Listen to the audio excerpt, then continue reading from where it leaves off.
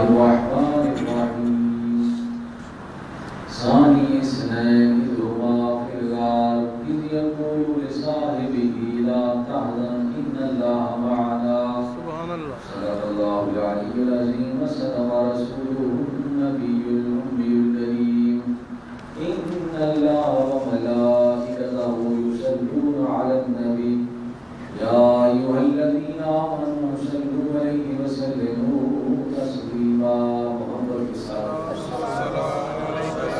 السلام عليك يا سيدي يا رسول الله وعلى آلك وصحبك يا سيدي يا حبيب الله الصلاة والسلام عليك يا سيدي يا رسول الله وعلى آلك وصحبك يا سيدي يا حبيب الله حضرات محترم برادران اسلام، اللہ تعالیٰ کا لاکھ لاکھ شکر جس کے فضل و احسان سے ہم سب یہاں حاضر ہیں۔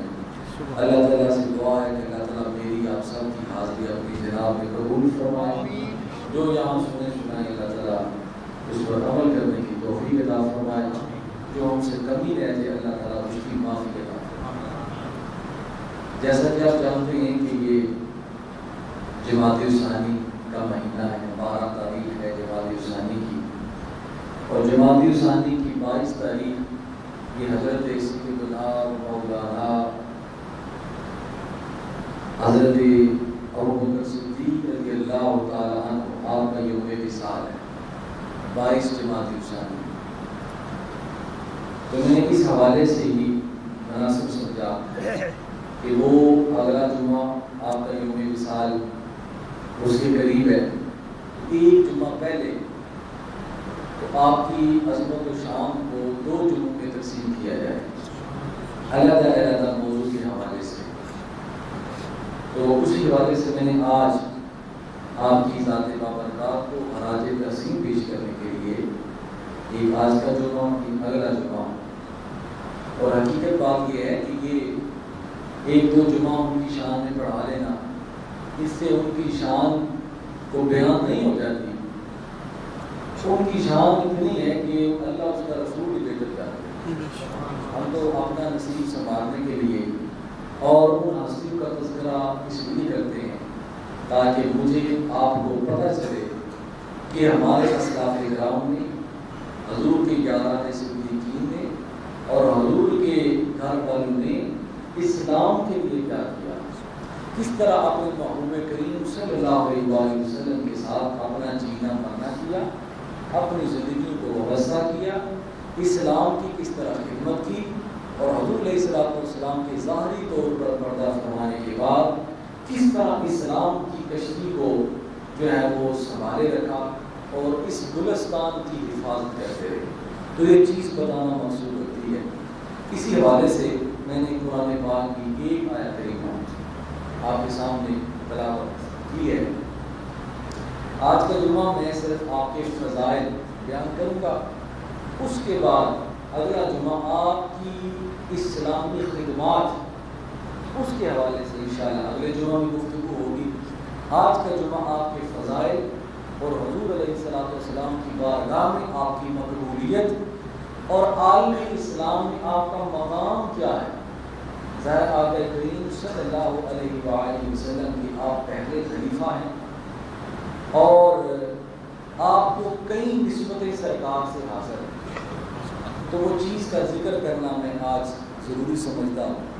اللہ رب العزت نے حضور کے تقریباً 1,24,000 صحابہ کرام ہیں، 1,24,000 صحابہ کرام ہیں، اس میں حضور کی اہل بیت اطہار اور حضور کے صحابہ کرام سب شامل ہیں۔ 1,00,000 تقریباً 24,000 صحابہ کرام یہ ہمیں طریق اسلام بتاتے ہیں۔ ان میں صحابہ کرام کے بھی درجے، سب سے پہلا درجہ ان کا ہے جو غزوہ بدر میں شریک ہوئے، اس کے بعد جو غزوہ احد میں شریک ہوئے۔ غزوہ بدر سے بھی پہلے چند صحابہ کرام وہ صحابہ جو عشرہ مبشرہ ہیں، سبحان اللہ۔ پھر ان سے پہلا سٹیپ ہے جو حضور کے خلفاء ہیں، تو خلفاء، پھر اس کے بعد عشرہ مبشرہ، اس کے بعد میدان بدر میں جو شریک ہوئے جنگ بدر میں، اس کے بعد جو احد میں شریک ہوئے، اس کے بعد جو خندق میں شریک ہوئے، اس کے بعد درجہ بدرجہ جو غزوات میں شریک ہوئے، انہیں اسی اعتبار سے صحابہ کرام کی فضیلت ہے۔ خلفاء کو یہ مقام حاصل ہے کہ شروع سے لے کر آخر تک یہ حضور علیہ السلام کے ہر معاملہ میں وابستہ ہے۔ یہ ان کی شان ہے، یہ امتیازی شان ہے۔ اور 5 خلفائے راشدین حضور نے فرمایا میرے بعد 30 سال یہ خلافت رہے گی، اور وہ 30 سال حضرت امام حسن رضی اللہ تعالیٰ عنہ پر ختم ہوتے ہیں۔ اس میں پہلے خلیفہ حضرت سیدنا صدیق اکبر، دوسرے خلیفہ سیدنا عمر فاروق، تیسرے خلیفہ سیدنا عثمان غنی، چوتھے خلیفہ سیدنا علی مرتضیٰ، اور 5ویں خلیفہ حضرت سیدنا امام حسن رضوان اللہ تعالیٰ علیہ اجمعین۔ ان کی خلافت کے 6 مہینے پورے ہو کر وہاں خلافت رسول ختم ہو جاتی ہے۔ آپ نے فرمایا میرے بعد 30 سال تک خلافت ہے۔ تو یہاں تو یہ ضمن میں نے بات تو سیدنا صدیق اکبر رضی اللہ تعالیٰ عنہ کی ذات بابرکات آپ کو کئی نسبتیں سرکار سے حاصل ہیں۔ نمبر 1، آپ حضور کے دوست تھے۔ دوست میں بڑا فرق ہوتا ہے، لیکن آپ وہ دوست تھے جن کے بارے میں کہتے ہیں یارانہ البہائم، وہ دوست تھے، ہم راز، ہم زلف، سفر کے ساتھی، حضر کے ساتھی۔ حدیث پاک میں آتا ہے جب اچھی خواب آئے تو اس دوست کو سناؤ جو تم سے بڑی محبت کرتا ہے۔ ہر دوست کو نہیں، اس دوست کو سناؤ جو تم سے محبت کرتا ہے، تو ہر دوست کو نہ سناؤ۔ تو وہ دوست تھے۔ دوسرا، حضور علیہ السلام پر بڑوں میں سب سے پہلے جس نے کلمہ پڑھا وہ سیدنا صدیق اکبر کی ذات ہے۔ ہر ایک کی اپنی اپنی شان، ہر ایک کی اپنی اپنی، ہم تو ہر ایک کی پاؤں کی مٹی کے برابر ان کو بھی سلام پیش کرتے ہیں، یہ نسبت حاصل۔ دوسرا، آپ حضور کے صحابی تھے۔ تیسرا، آپ حضور کے سسر تھے، حضور کے سسر تھے، روحانی باپ حضور کے سسر تھے۔ جو 5واں آپ کے پاس یہ شرف حاصل تھا کہ اللہ کے نبی سے محبت میں سب سے آگے تھے۔ اور اس کے علاوہ کیا کیا بیان کیا جائے، باقی ساری فضیلتیں تو احادیث کی روشنی میں آپ کے سامنے بیان کروں گا۔ تو یہ چند نسبتیں آپ کو حاصل تھی۔ کوئی بھی کام ہوتا تو حضور علیہ السلام سیدنا صدیق اکبر رضی اللہ تعالیٰ عنہ کو نمائندہ بناتے، اس کی کچھ وجہ سے حقیقت۔ تو سیدنا صدیق اکبر رضی اللہ تعالیٰ عنہ آپ کے ایمان لانے کا بھی عجیب واقعہ ہے۔ آپ شام چلیں گے، وہاں آپ کی ملاقات ایک عیسائی تاجر سے ہوئی۔ اس نے کہا کہ تم کہاں سے آئے ہو؟ آپ نے سنا میں مکہ سے آیا ہوں، قریش قبیلے سے میرا تعلق ہے، اس کی شاخ بنو تمیم سے میرا تعلق ہے۔ اس نے کہا تمہیں نہیں پتا کہ وہاں ایک شخص حضرت محمد صلی اللہ علیہ وسلم انہوں نے نبی ہونے کا اعلان کیا۔ آپ نے فرمایا وہ تو میرے دوست ہیں، میرا اٹھنا بیٹھنا ان کے ساتھ ہے۔ تو فرمایا اس تاجر نے کہا کہ جانا واپس اور تحقیق کرنا، اگر وہ اللہ کے نبی ہیں تو پھر بھی، یا کوئی اور معاملہ ہے تو پھر بھی۔ سیدنا صدیق اکبر رضی اللہ تعالی عنہ آپ نے فرمایا کہ تیرے پاس کیا دلیل ہے کہ وہ اللہ کے نبی ہو سکتے ہیں یا نہیں؟ تو تاجر نے کہا کہ ہماری جو کتابوں میں آ رہا ہے ان کے کمر کے پیچھے مہر نبوت ہوگی، سبحان اللہ، سبحان اللہ، ہمارے پاس جو دلائل ہے۔ آپ نے فرمایا ٹھیک ہے۔ حضرت سیدنا صدیق اکبر رضی اللہ تعالیٰ عنہ آپ واپس تشریف لائے، حضور سے ملاقات ہوئی۔ آپ سفر پر تھے، واپسی پر حضور نے اعلان نبوت فرما دیا۔ آپ آئے، آپ نے فرمایا کہ میں نے سنا ہے کہ جناب والا نے نبی ہونے کا اعلان فرمایا ہے۔ آپ نے فرمایا ہاں ابو بکر، میں اللہ کا سچا نبی ہوں۔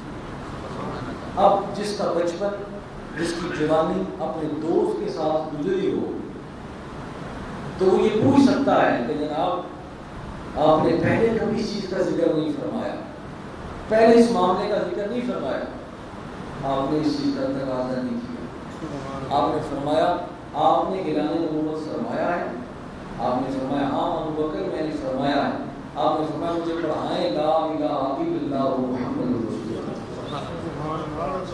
آپ نے کلمہ شریف پڑھ لیا۔ حضور نے فرمایا لوگوں ہر کوئی آیا تو مجھ سے اس نے نبی اور رسول ہونے کی دلیل مانگی سوائے ابو بکر سے، کوئی نہ کوئی دلیل مانگی سوائے ابو بکر کے۔ اب حضور نے خود اپنی دلیل کا ذکر فرمایا، آپ نے فرمایا ابو بکر اس دلیل کا ذکر نہیں کرو گے جو تاجر نے تمہیں بتائی تھی۔ تو سیدنا صدیق اکبر رضی اللہ تعالیٰ عنہ آپ کا چہرہ کھل اٹھا، آپ نے فرمایا حضور آپ کو علم ہے کہ تاجر نے کیا کہا ہے، خدا کی قسم آپ کے سچے نبی ہونے کی سب سے بڑی دلیل ہے کہ جو بات میں نے نہیں کہی وہ آپ نے بتا دی۔ تو آپ نے مہر نبوت کا مشاہدہ فرمایا، تو یہ آپ کے ایمان لانے کا کوئی دلیل نہیں مانگی، فرمایا اعلان کیا، فرمایا کیا، فرمایا مجھے پڑھائیں۔ کئی صحابہ کرام سیدنا صدیق اکبر رضی اللہ تعالیٰ عنہ کی دعوت پر ایمان لائے، حضرت بلال، حضرت صہیب رومی، حضرت سلمان، حضرت عثمان غنی رضی اللہ تعالیٰ عنہ، یہ حضرت سیدنا صدیق اکبر کی دعوت پر ایمان لائے۔ یہ کیا کام ہے انسان؟ تو سب بڑوں میں آپ کا مقام یہ ہے کہ سیدنا صدیق اکبر رضی اللہ تعالیٰ عنہ آپ ایمان لائے، پھر وہ وقت اور آخر تک سفر ہو یا حضر ہو، دن ہو کہ رات ہو، جہاں حضور ہے وہاں صدیق ہے، جہاں حضور ہے۔ اس لیے تو دوستو میں نے قرآن پاک کی آیہ کریمہ پڑھی ہے، اللہ رب العزت ارشاد فرماتے ہیں اس طرح جوڑ دیا ہے نہ تورات، انجیل، زبور، کوئی صحیفہ پہلے نبیوں کا اتارا۔ آپ دیکھ لیں کسی نبی کا اپنے امتی کے ساتھ، کسی نبی کا اپنے غلام کے ساتھ، کسی نبی کا اپنے صحابی کے ساتھ اس طرح ذکر نہیں ہوا جس طرح سرکار کا صدیق کے ساتھ ہوا۔ اللہ پاک نے بڑا ہی پیارا لفظ استعمال کیا ہے، ثانی اثنین، دو میں دوسرا۔ اللہ پاک نے یہ نہیں فرمایا ایک اللہ کے رسول تھے، ایک ان کے ساتھ صدیق اکبر تھے، لیکن محبت کا جب یہ عالم ہوتا ہے تو الفاظ بدل جاتے ہیں، کیفیت بدل جاتی ہے۔ حضور معراج پر تشریف لے گئے تو اللہ پاک فرما سکتے تھے کہ آپ میرے بہت زیادہ قریب ہو گئے، لیکن اللہ پاک نے فرمایا فَقَانَ قَابَ قَوْسَيْنِ، اتنے قریب ہو جس طرح تیر کمان قریب ہوتی ہے، یہ دونوں بمیں قریب ہوتی ہیں، اس سے بھی زیادہ قریب ہو گئے۔ تو جتنی محبت زیادہ ہوتی ہے اللہ پاک الفاظ کو بدل دیتے ہیں۔ فرمایا ثانی اثنین، دو میں دوسرا، نام کسی کا نہیں ہے۔ فرمایا اذ ہما فی الغار، جب دونوں غار میں تھے، جب دونوں غار میں تھے، اذ یقول لصاحبہ، جب ان میں سے ایک کہہ رہا تھا اپنے دوست سے۔ اب یہاں اللہ کے رسول یہ نہیں فرمایا اللہ پاک نے اذ یقول الرسول لصاحبہ، جب اللہ کے رسول کہہ رہے تھے اپنے دوست سے، یہاں بھی نام نہیں لیا۔ فرمایا اذ یقول لصاحبہ، جب ایک دوست اپنے دوست سے کہہ رہا تھا کیا، لا تحزن ان اللہ معنا، اے صدیق گھبراؤ نہ، جس طرح رب محمد کے ساتھ ہے اسی طرح رب تیرے ساتھ ہے۔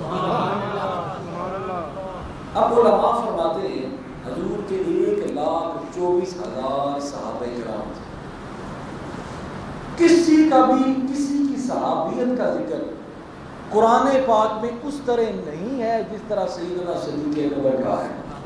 اذ یقول لصاحبہ، حضور کے سیدنا صدیق اکبر کی صحابیت اللہ پاک نے اعلان قرآن پاک میں ذکر فرما دی ہے۔ اس سے پتہ چلتا ہے مفسرین نے، محدثین نے اس سے یہ مسئلہ حل کیا ہے کہ جو سیدنا صدیق اکبر کی صحابیت پر شک کرے گا وہ دار اسلام سے خارج ہے، کیونکہ نص قطعی سے ثابت ہے قرآن پاک سے یہ ثابت ہے کہ آپ اللہ کے نبی کے صحابی، اور کسی کی صحابیت کا ذکر اس طرح قرآن پاک میں، اور کوئی بھی فرقہ ہو وہ ثانی اثنین سے سیدنا صدیق اکبر کو نکال نہیں سکتا، اس طرح جوڑ دیا ہے، یار کو بھی جوڑ دیا ہے، غار کو بھی جوڑ دیا ہے، مزار کو بھی جوڑ دیا ہے، تو علیحدہ کر کے تو دکھایا، تو فرمایا کہ اذ یقول لصاحبہ، یہ مقام تھا آپ کا سیدنا صدیق اکبر رضی اللہ تعالیٰ عنہ، آپ حضور کے ساتھ دم قدم اس طرح چلے کہ آپ حضور علیہ السلام آپ فرمایا کرتے تھے، آپ فرماتے تھے میرے صحابہ کرام مجھ پر بڑے بڑے لوگوں نے احسان کیے، مجھ پر بڑے بڑے لوگوں نے اپنا مال قربان کیا ہے، مجھ پر بڑے بڑے لوگوں نے اپنی جانیں نچھاور کی ہیں، میں نے سب کا بدلہ چکا دیا ہے، میں نے کسی کو کچھ دے دیا، کسی کو کچھ دے دیا، کسی کو کچھ دے دیا، میں نے سب کا بدلہ چکا دیا ہے سوائے ابو بکر کے۔ اس کے احسانوں کا بدلہ جب اللہ کے حضور میں حاضر ہو جاؤں گا قیامت والے دن، اللہ کے حضور میں حاضر ہو کر حضرت سیدنا صدیق اکبر کے احسانوں کا ذکر خدا کی بارگاہ میں پیش کروں گا کہ یا اللہ ان کے احسانوں کا بدلہ تو ہو چکا۔ یہ آپ کی فضیلت ہے، یہ آپ کا مقام ہے، اللہ کے نبی کا پہلا خلیفہ ہو تو اس کی عظمت و شان نہ ہو، یہ کیسے ہو سکتا ہے؟ ہمیں علم نہیں ہے، ہم کو علم ہے۔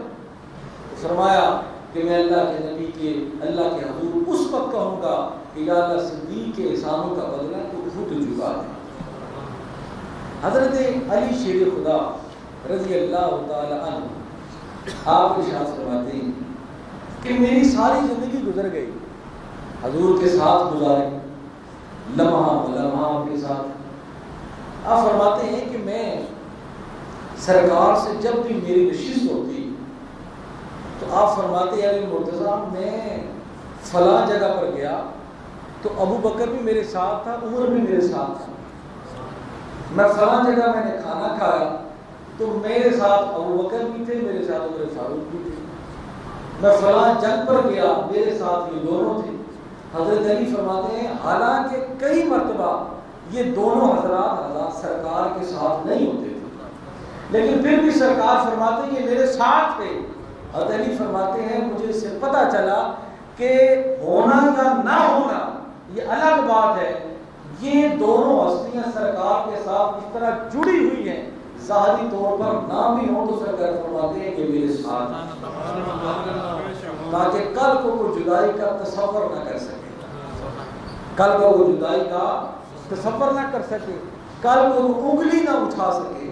اس لیے حضرت سیدنا صدیق اکبر رضی اللہ تعالیٰ عنہ آپ کا جب آخری وقت آیا تو حضرت سیدنا علی مرتضیٰ شیر خدا رضی اللہ عنہ نے فرمایا لوگو یہ وہ ہستی ہے کہ جب میں سرکار کے پاس جاتا تو آپ فرماتے کہ میں فلاں سفر پر گیا تو ابو بکر بھی میرے ساتھ تھا، عمر بھی میرے ساتھ تھا، میں فلاں کھانے پر گیا یہ بھی میرے ساتھ تھے، وہ بھی میرے ساتھ تھے۔ سیدنا صدیق اکبر رضی اللہ عنہ آپ کا ایک منفرد مقام تھا، منفرد مقام تھا۔ حضرت عائشہ صدیقہ رضی اللہ تعالی عنہا، تو یہ غار کا واقعہ بڑی محبت کا، اب کون سا گوشہ چھڑا جائے، جب اب غار میں تشریف لے گئے، ایک دن یا ایک رات یا 3 دن یا 3 راتیں سرکار کے پاس گئے۔ 2 صحابہ ہیں جن کو منفرد مقام حاصل ہے، تین جگہوں پر، ایک سیدنا ابو بکر صدیق رضی اللہ تعالیٰ اور دوسرے سیدنا علی مرتضیٰ رضی اللہ تعالیٰ۔ یہ تینوں مقام آپس میں ذرا ملتے جلتے ہیں۔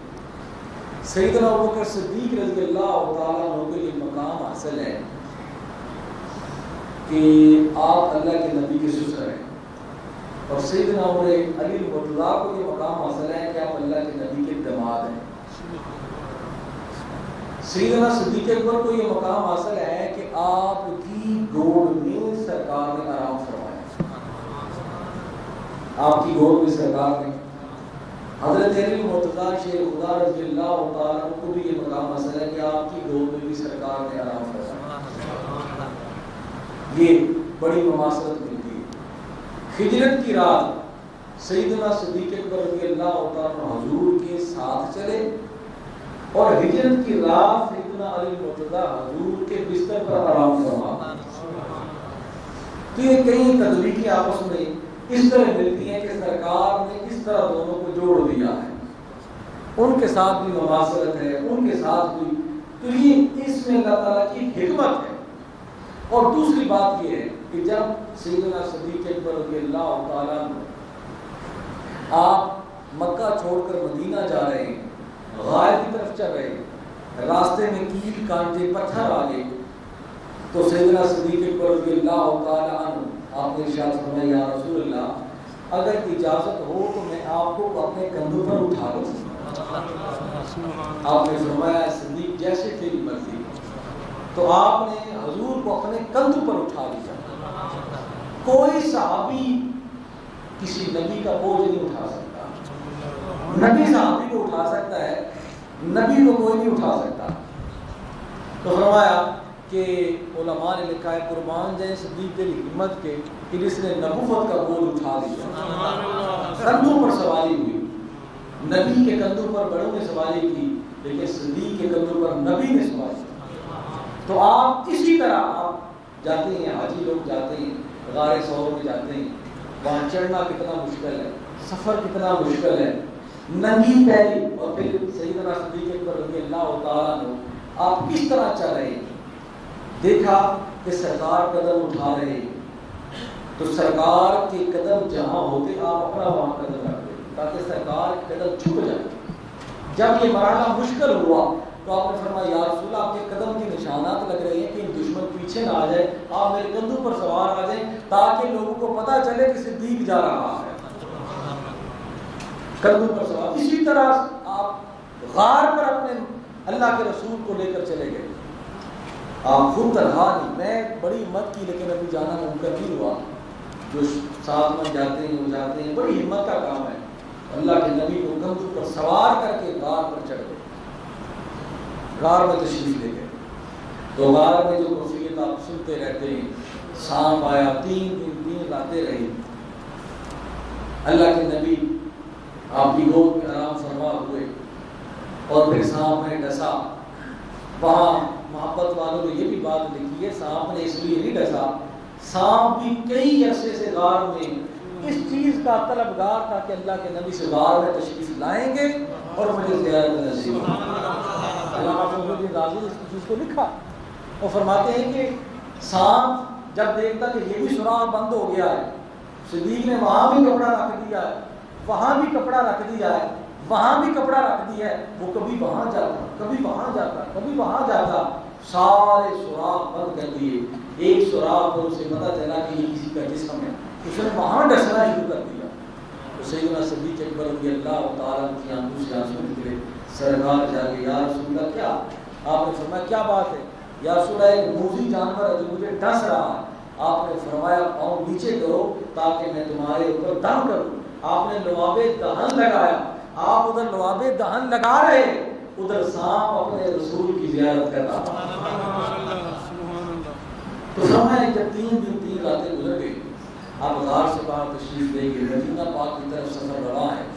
راستے میں ظاہر ہے پیچھے دشمن بھی ہے, سارے معاملات آپ کے پیچھے ہیں, سراقہ پیچھے لگا ہوا ہے, لالچی لوگ پیچھے لگے ہوئے. سراقہ بھی بعد میں صحابی رسول بن گئے حضور کی دعا سے, آپ کی بشارت سے. اب ایک جگہ رک گئے تو سیدنا صدیق اکبر رضی اللہ تعالیٰ عنہ آپ بازار میں ٹھہرے ہوئے, سرکار بھی ساتھ ہے. وہ لوگ نہیں جانتے کہ یہ اللہ کے رسول ہیں, لیکن سیدنا صدیق اکبر چونکہ تاجر تھے ان کو جانتے. ایک تاجر نے پوچھا ابو بکر یہ تمہارے ساتھ کون ہے؟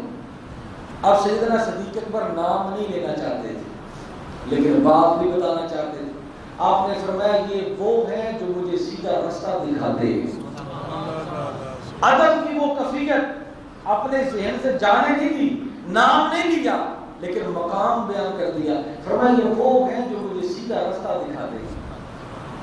اب جب مدینہ پاک قریب آ گیا، گرمی کا موسم تھا، اور اہل مدینہ نے آپ کو دعوت دی، بنو انصار نے آپ کو دعوت دی تھی، وہ لوگ اور بنو نجار کی بچیاں مدینہ پاک کے باہر آ گئی، اور طالع البدر علینا من ثنیۃ الوداع کہ جب نغمے شروع ہوئے، اب ان لوگوں نے اللہ کے رسول کو نہیں دیکھا تھا کہ اللہ کے رسول کون ہے، پہلی ملاقات تھی۔ سیدنا صدیق اکبر بھی، اللہ کے رسول بھی، علماء فرماتے ہیں غار میں جو 3 دن گزارے تھے پتہ نہیں چلتا تھا کہ صدیق کون ہے، اللہ کا رسول کون ہے۔ رنگ جو چڑھ گیا نا جی، رنگ چڑھ گیا، تربوز کو تربوز کا، تو اللہ کے رسول کا رنگ تو چڑھنا تھا۔ اب کیا ہوا کہ کوئی بندہ وہ اللہ کے نبی سے ملتا، کہ ہو سکتا ہے یہ اللہ کے نبی، کوئی صدیق اکبر سے ملتا یہ اللہ کے نبی، کوئی پتہ نہیں چل رہا تھا۔ اب سیدنا صدیق اکبر کے ادب کے خلاف تھا یہ چیز کہ کوئی مجھے ملے تو مقام رسالت سمجھ کے ملے، یہ کیسے ہو سکتا ہے؟ آج تو 4 بندے اکٹھے ہو جائیں، بندہ سمجھتا میں لیڈر ہوں، چلو جی آپ تو لیڈر نہیں، میں 4 دن آپ کے پاس بیٹھا، میں خود ایک پیر بن گیا، میں خود ایک بڑا بندہ بن گیا ہوں، لیکن صدیق کی غیرت نے یہ گوارا نہ کیا کہ لوگ مجھے کیوں مل رہے ہیں۔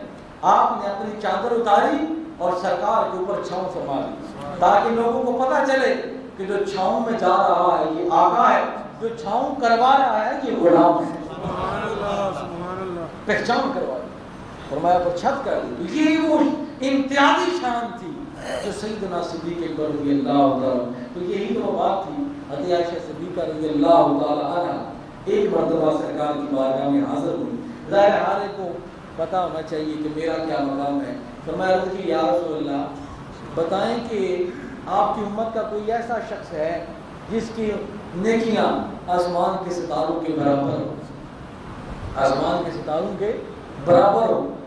اب سائنس تھک چکی ہے کہ آسمان کے ستارے کتنے، وہ کہتی ہے کہ لا تعداد ہے، ہم اسے گن نہیں سکتے، لا تعداد ہے، کوئی پتہ نہیں کتنے ستارے ہیں۔ حضور نے منٹوں میں نہیں سیکنڈ میں مسئلہ حل فرمایا، سبحان اللہ سبحان اللہ، ہے لا تعداد، نہ نہیں فرمائی۔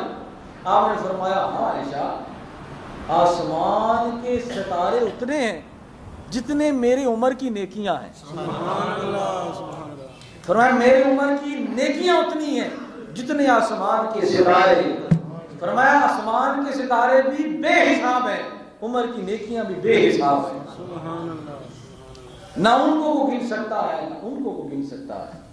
تو فرمایا ہاں آسمان کے ستارے۔ تو سیدنا صدیق اکبر رضی اللہ آپ کی صاحبزادی تھی، دل میں خیال آیا کہ یہ مقام تو میں نے بہت بلند سمجھا تھا، نمبر 1 مقام سمجھا تھا، لیکن یہ کیا ہوا؟ فرمایا حضور پھر میرے ابا جان کی کیا شان ہے، ابو بکر کی کیا شان ہے، آپ کے اس سچے غلام کی کیا شان ہے؟ تو سیدنا آقا اور مولا آقا نعمت نے ارشاد فرمایا، آپ نے فرمایا اے عائشہ ابو بکر کا پوچھتی ہوں، ان کے کیا مقام ہے؟ فرمایا عمر کی ساری زندگی ایک طرف، عمر کی ساری حیات ایک طرف، ابو بکر کی ایک رات ایک طرف، جو غار میں انہوں نے میرے ساتھ گزاری تھی۔ فرمایا کوئی ساری زندگی نیکیاں کرتا رہے، ابو بکر کی وہ رات جو غار میں گزاری تھی اس کا مقابلہ نہیں کر سکتا۔ نعرہ تکبیر، نعرہ رسالت، نعرہ رسالت، نعرہ تحقیق۔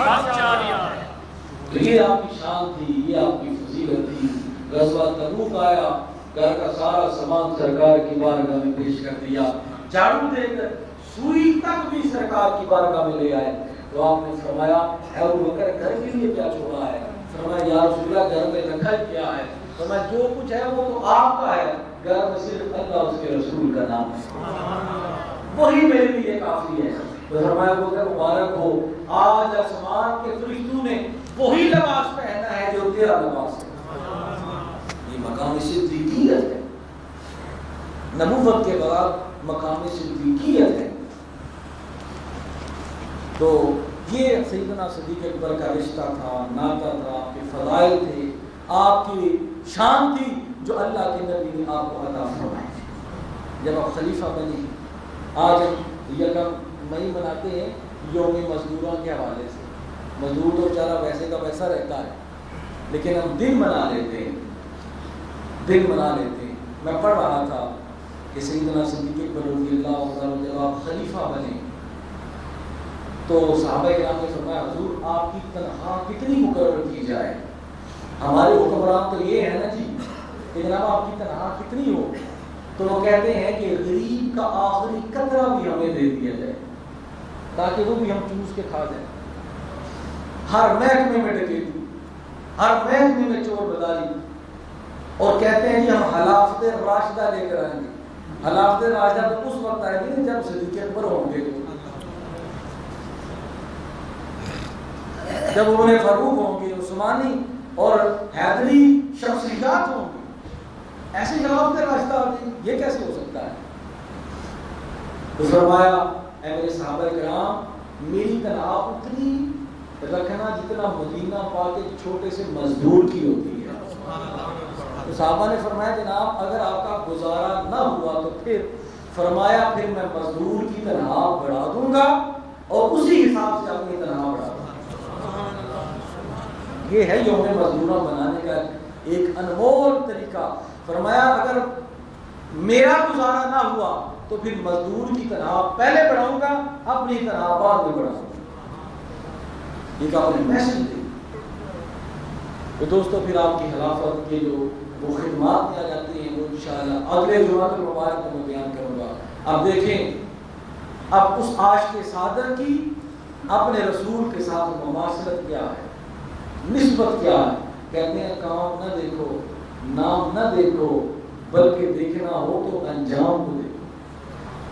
لوگ کہتے ہیں جناب چھوڑو پورا سال کیسا گزرا ہے، چھوڑو امتحان جو پاس ہے کہ نہیں پاس، اگر پاس ہے تو پچھلا کلیئر، اگر پاس نہیں تو چاہے جتنا بھی محنتی ہے وہ بات ختم۔ امتحان پاس نہیں ہوا تو اگلی کلاس میں نہیں جا سکتا چاہے جتنا بھی لائق طالب علم ہو۔